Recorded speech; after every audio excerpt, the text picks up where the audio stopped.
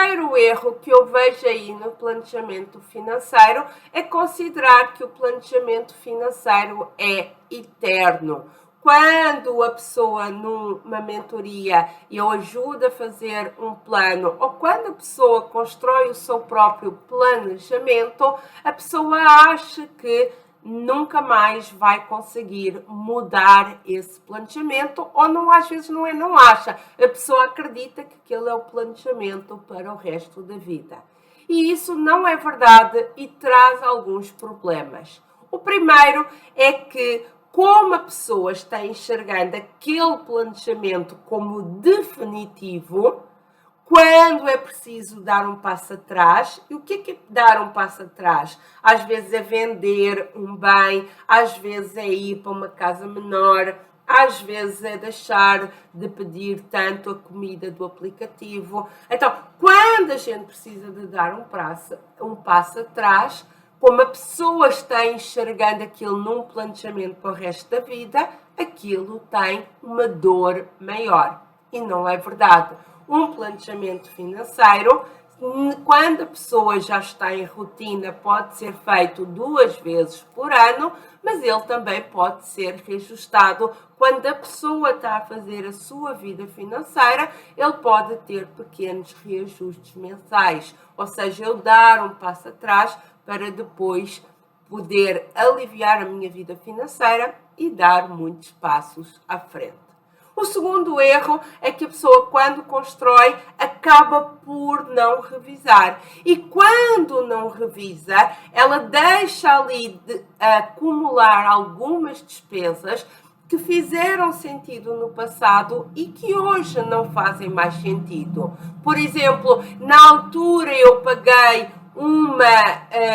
uma assinatura de uma determinada revista, porque eu queria estudar muito determinado tempo, e como eu não revisei o meu planejamento, eu continuo pagando aquela assinatura e não é um desperdício, essa despesa é um desperdício. Ou eu estou pagando um determinado seguro que naquele momento fazia sentido e eu, como não revisei o meu planejamento, ele continua a ser pago e isso é dinheiro jogado ao lixo. Cada vez que a gente paga por algo que não está usufruindo, sim, é jogar dinheiro ao lixo.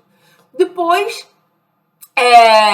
e considerando aqui nesta parte da revisão de planejamento, apesar de que poderia ser só um erro, só ele completamente distinto, é errar nas despesas variáveis. Se eu já sei que no verão vou ter uma conta de luz maior porque eu ligo mais o ar-condicionado, eu não posso fazer o meu planejamento olhando para a conta de luz dos meses de inverno.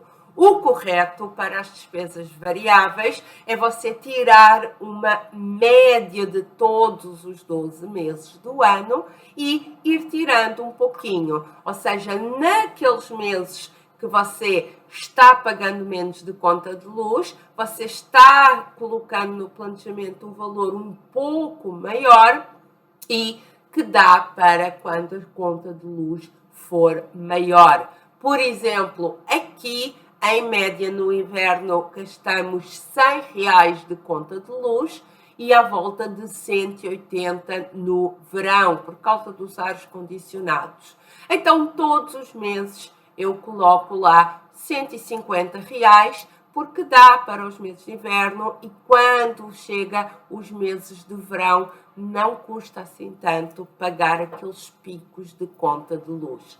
E eu fico um ano a fazer isso e no final do ano eu vou dar uma olhada. Se aquele valor 150 foi suficiente, ok? Se foi em excesso, ou seja, se eu coloquei lá um valor em excesso, então no ano seguinte eu tiro um pouquinho menos. E se foi em falta, se eu precisei para pagar a conta da luz de outras despesas, então no ano seguinte eu tenho que colocar um pouquinho mais.